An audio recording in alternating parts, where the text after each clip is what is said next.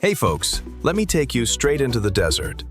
Imagine standing under the burning Sahel sun and watching truck after truck dump mountains of bananas, yes, bananas, into the sand. Not gold, not oil, not even weapons, just fruit.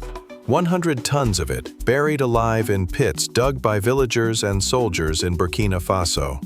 To most outsiders, it looked insane, like a cruel joke in a land where hunger has haunted families for generations. Why waste food when children go to bed hungry? Why bury what could feed a nation? That's the shocking question that set the world buzzing. But here's the twist. Behind this act was not madness, but a vision. President Ibrahim Traoré called it Project Green Pulse, a gamble unlike anything Africa has seen before. Because in this experiment, the banana is not just breakfast, it is a weapon.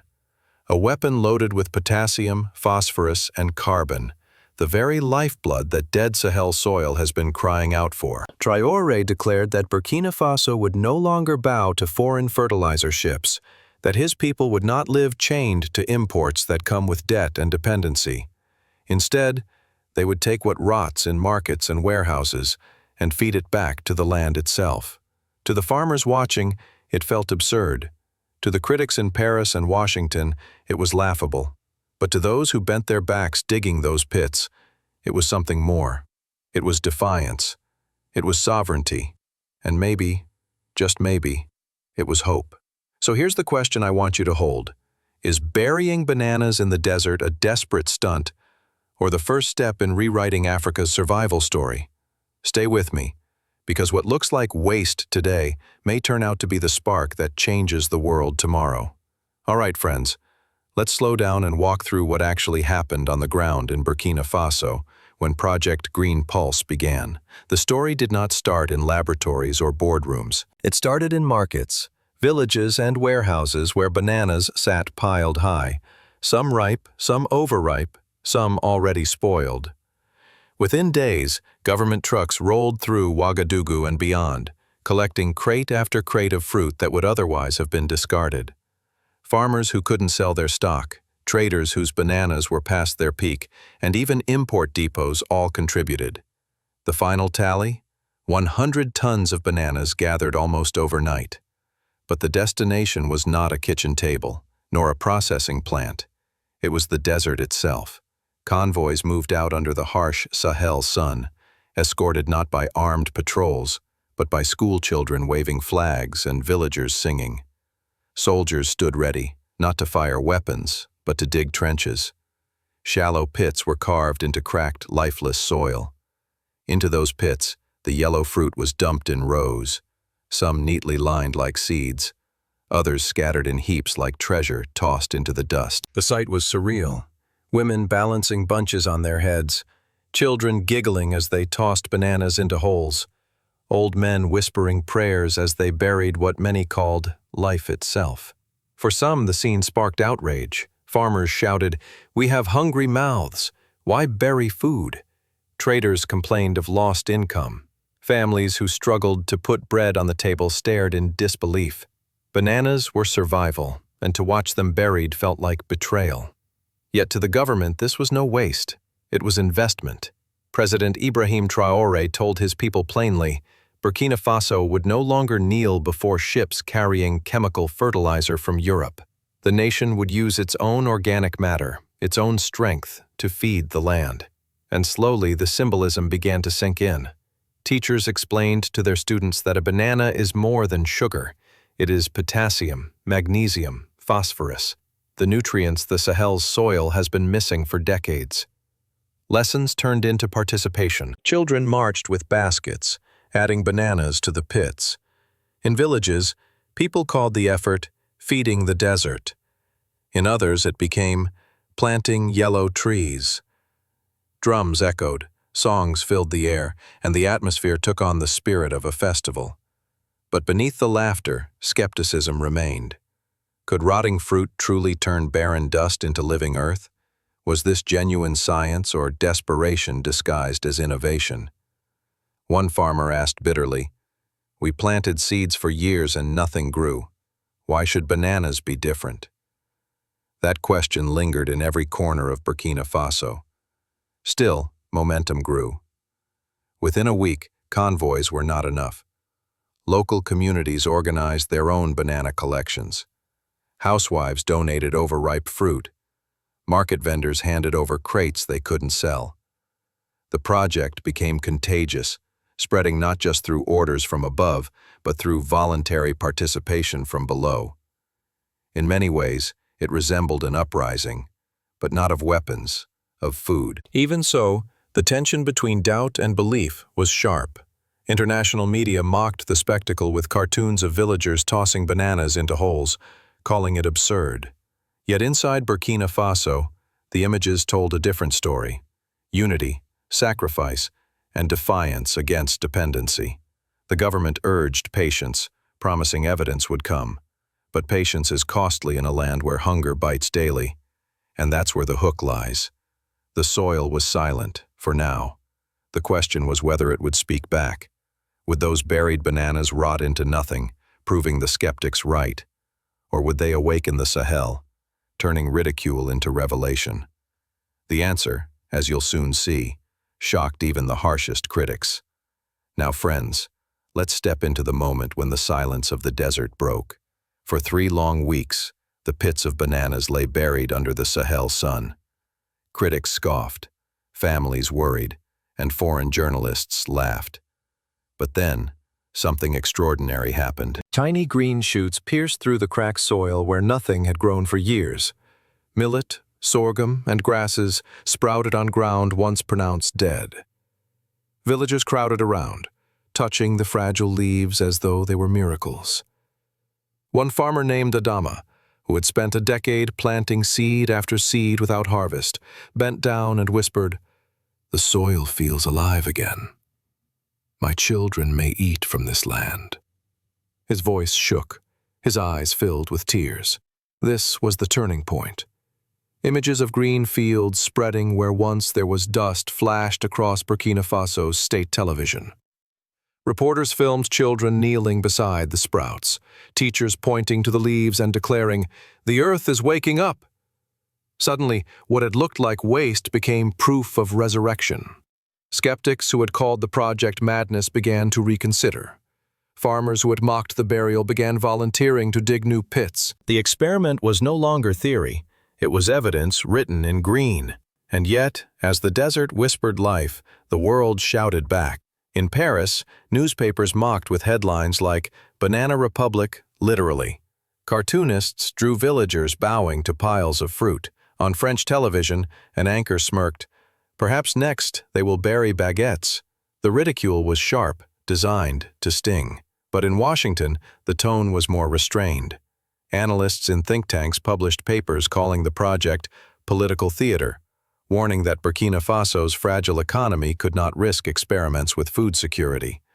They predicted failure within months, branding it unsustainable. Meanwhile, in Moscow, the narrative flipped entirely. Russian broadcasters praised Ibrahim Traoré as a visionary who turned weakness into strength, comparing his experiment to Russia's resilience under sanctions. "They laugh because he refuses to beg," one commentator said. But history remembers those who create from nothing. Beijing followed with quiet but firm support. Chinese agricultural experts pointed to their own traditions of using organic waste to restore soil, praising Burkina Faso's courage to defy Western dependence.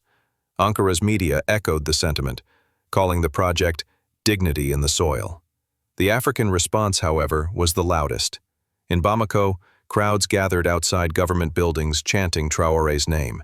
In Niamey, radio stations debated whether Niger could launch its own banana revolution. In Dakar and Conakry, memes that began as jokes, villagers dancing around banana pits, morphed into symbols of pride, shared across social media with the caption, "We bury fruit, we grow freedom." For the first time in years, Africans across borders found themselves inspired by something homegrown, not imported.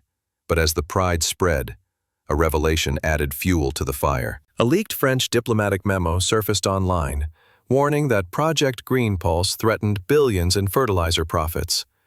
European corporations feared that if Burkina Faso proved bananas could replace chemical imports, the entire continent might follow suit. The memo admitted openly, dependency was profitable, independence was dangerous. Suddenly, the burial of bananas no longer looked foolish. It looked like rebellion. Inside Burkina Faso, this leak electrified the people. Opposition figures accused the government of playing a larger political game, hiding motives behind the yellow curtain of fruit. But supporters argued the opposite, that foreign powers feared not failure but success. In the markets of Ouagadougou, traders who had once protested began saying quietly, "Maybe this is bigger than us. Maybe this is war without bullets." The atmosphere grew tense. International journalists descended on the capital, demanding answers. Was this just about agriculture, or was it an economic revolution? Meanwhile, villagers kept digging pits, burying bananas, mango skins, even peanut shells. They no longer waited for orders. What had begun as a government experiment was becoming a grassroots movement. Yet the doubts persisted. Would the green shoots survive? Would they feed mouths or fade in the heat? Could Burkina Faso truly stand without imported fertilizers when the rainy season failed? Traore himself addressed the nation with words meant to echo beyond borders. A nation that feeds its soil feeds its freedom. We will not let our survival be dictated by ships that dock in foreign ports. Supporters cheered. Critics scoffed. But no one could deny that the desert was answering back. By this stage, Project Green Pulse had transformed from a bizarre local experiment into a global headline. To some, it was science. To others, politics. To many, a symbol. But one thing was undeniable. The burial of bananas had shaken assumptions across continents. Outsiders saw folly, insiders saw sovereignty. And as the world argued, Burkina Faso's soil quietly kept growing green. Still, one haunting question remained, carried on every wind across the Sahel. Were these bananas truly food for the soil, or were they weapons in a silent war for Africa's independence? That question would not only define Burkina Faso's future, but might reshape the global balance of power. The first signs of green across the Sahel were more than a scientific result. They were a spark that ignited civil and political waves across Burkina Faso. In villages once resigned to dust and hunger, people began to believe again. Families that had long depended on food aid started speaking of planting for the future. Children who once played in barren fields now carried baskets of bananas to bury, chanting the new phrase their teachers taught them. When the earth eats, we all eat. This saying spread like wildfire, appearing on chalkboards in classrooms and on hand-painted signs in markets. Culturally, the act of burying food resonated deeply.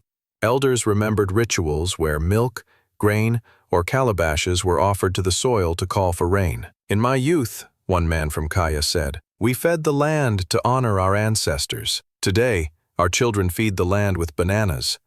Nothing has changed. For many, Project Green Pulse felt less like modern science and more like a rebirth of tradition. This blending of old and new created a sense of continuity that softened resistance and turned skepticism into cautious pride. Economically, the stakes became clearer. Government data revealed that Burkina Faso had been spending more than $100 million each year importing fertilizer, much of it tied to loans, conditions, and corporate contracts. By substituting even 30% of these imports with organic alternatives like bananas, the country could redirect millions toward schools, clinics, and infrastructure. For ordinary citizens, this translated into hope that independence could mean not only fertile fields, but also stronger communities. Traders who had once complained about losing banana sales began to recognize new opportunities. Cooperatives formed to collect surplus produce and deliver it to burial sites, creating jobs and stabilizing prices. Politically, President Ibrahim Traoré's gamble shifted the landscape. Critics accused him of reckless populism, but supporters hailed him as a leader unafraid to break dependency. His speeches struck a chord, framing bananas not as waste, but as weapons of survival. "We will not beg for fertilizer," he declared. We will build life from what is ours. These words resonated across radios and town squares, strengthening his image as a champion of sovereignty. For a nation weary of foreign dictates, this was a message that stirred loyalty and defiance in equal measure. Internationally, however, tensions escalated.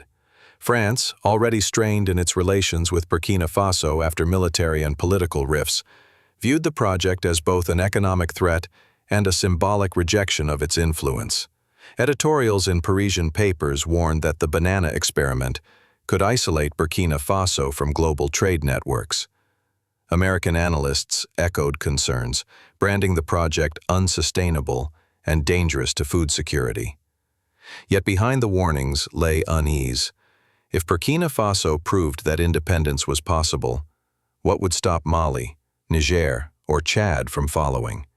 Meanwhile, China and Russia saw opportunity. Chinese agricultural institutes offered to study soil samples and share expertise in composting techniques. Russian state media framed Traore as a revolutionary, linking his defiance to broader struggles against Western dominance. Turkey chimed in, applauding Burkina Faso for blending tradition with innovation. Across Africa, leaders and citizens alike debated whether they too could feed the desert with their own discarded harvests. At home, the divide between skepticism and support persisted. In cities, some families feared that food was being diverted away from hungry mouths. "We cannot eat promises," one woman in Bobo Dioulasso told reporters. The government responded quickly, assuring citizens that only surplus and spoiled bananas were used, while edible produce remained on the market. To reinforce trust, officials televised shipments of fresh bananas being distributed to schools and hospitals, alongside footage of buried fruit sprouting life. The political opposition, however, seized on doubts. They accused the government of hiding behind symbolism while ignoring urgent food shortages. They warned that if the experiment failed, it would deepen hunger and isolation. Yet the government countered with tangible evidence. Pilot plots where millet grew taller than a man, soil acidity levels dropping, microbial life multiplying. The message was clear. This was not just a dream, it was measurable progress. As weeks turned into months, the impact of Project Green Pulse rippled outward. Civic pride blossomed. Communities began experimenting with other organic matter, mango peels, peanut shells, animal manure, transforming waste into resources. What began as a state initiative was evolving into a people's movement. In the words of Miriam, a 60-year-old farmer, "For years I sold bananas for coins. Now I bury them for my grandchildren's bread. Which is greater wealth?" Her words captured the transformation more powerfully than any official report. Still, questions remained. Could this momentum survive a drought? Could it scale to millions of hectares? Could Burkina Faso withstand the backlash of global fertilizer giants losing their grip?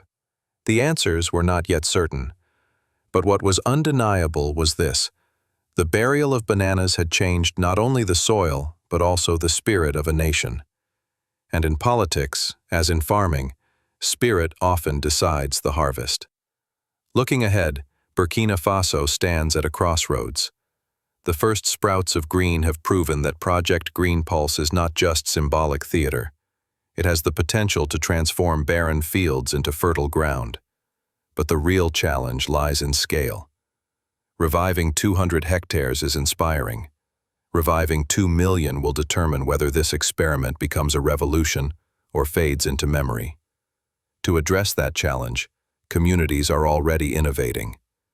Farmers who once relied solely on bananas are now experimenting with mango skins, peanut shells, and livestock manure. Local cooperatives share techniques, documenting results village by village.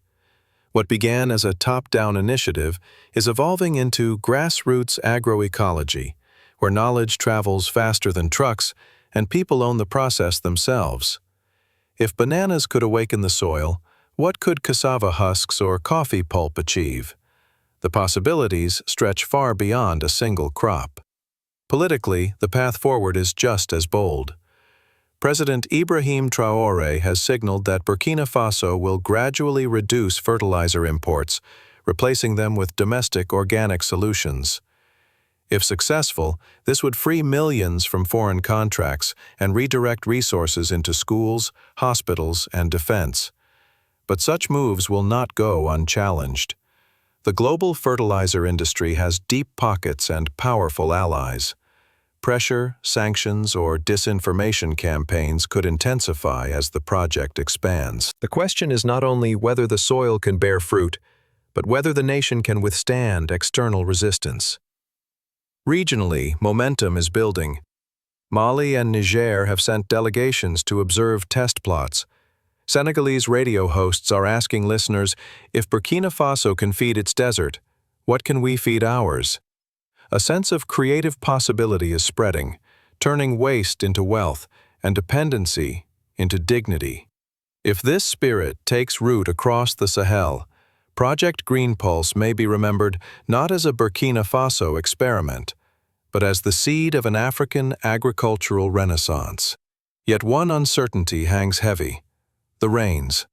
Climate unpredictability remains the greatest threat. If the skies fail, will the banana-fed soil endure? That is the question scientists, farmers, and politicians alike are racing to answer. For now, the path ahead is filled with promise and peril. The road ahead for Burkina Faso is as uncertain as it is inspiring. Project Green Pulse has already proven that bananas can awaken sleeping soil. But the true test is whether this spark can be scaled into a lasting transformation. Restoring 200 hectares is a triumph, yet restoring millions is a challenge that demands strategy, patience, and unity. Farmers across the country are not waiting for orders from the capital. They are experimenting with whatever organic matter they can find: mango skins, groundnut shells, cattle dung. Local cooperatives are sharing results from village to village, turning the entire nation into a living laboratory. This shift matters because it places control in the hands of ordinary people rather than foreign corporations. If bananas can revive the desert, then almost anything once dismissed as waste could become a weapon of survival. Politically, President Ibrahim Traoré is doubling down. His government is drafting policies to phase out fertilizer imports, redirecting millions of dollars back into national priorities like healthcare, education, and security. But such independence comes with risks. Multinational fertilizer corporations and their allies will not surrender their grip quietly. Already there are whispers of lobbying efforts, warnings of aid being cut, and even threats of trade isolation. The next phase of Project Green Pulse may prove as much a battle of politics as of agriculture. Regionally, momentum is undeniable. Delegations from Mali, Niger, and Senegal have visited to study the experiment. On African radio and television, citizens debate what waste products in their own countries might be buried to feed the soil. The vision is spreading. A Sahel that survives not by begging ships at foreign ports, but by feeding its land from within. Still, one factor looms above all: the weather. If the rains come late or fail altogether, the world will ask whether banana-fed soil can endure without water. That is the question hanging over Burkina Faso's bold path forward. Promise and peril walk side by side, and the next harvest will tell which one leads. From the outside, Project Green Pulse looks like an agricultural curiosity, but for the United States and its allies, it is a flashing red signal. Washington's analysts see more than bananas rotting in the Sahel. They see a potential crack in a global system where fertilizer, aid, and dependency have long been tools of influence. If Burkina Faso can prove that its soil can be revived with fruit waste, then Africa may no longer need the chemical imports that fuel a billion-dollar industry dominated by Western corporations. That would mean lost profits, weakened leverage, and a continent less beholden to outside powers.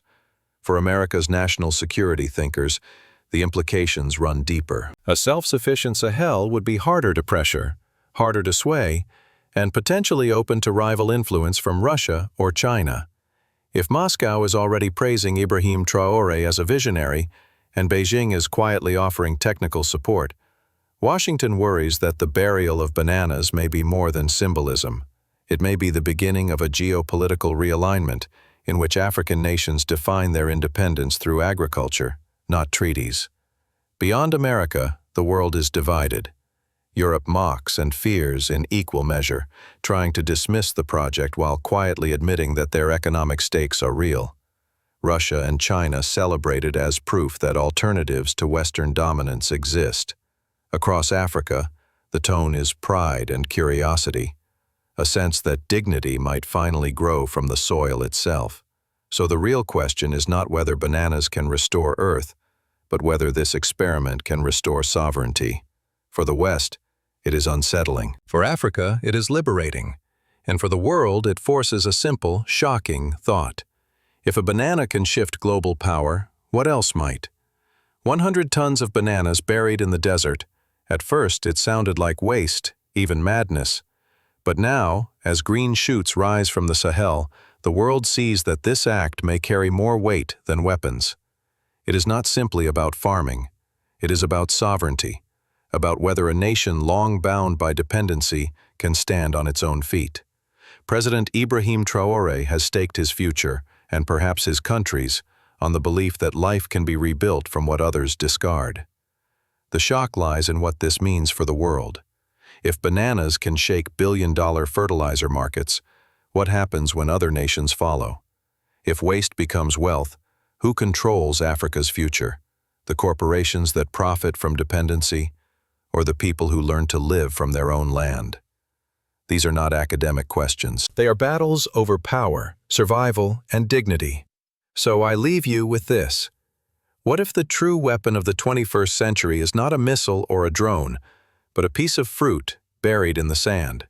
What if sovereignty begins not in parliaments or palaces, but in the hands of farmers, children, and elders who dare to believe their soil can wake again? That thought should shock you. It should make you wonder. Because if bananas can change the fate of Burkina Faso, could they also change the balance of power for the entire world? Stay with this story, subscribe, share, and tell others. Because this is not just about bananas. It is about Africa refusing to bow, and the possibility that the next revolution will not be fought with bullets, but with the earth itself.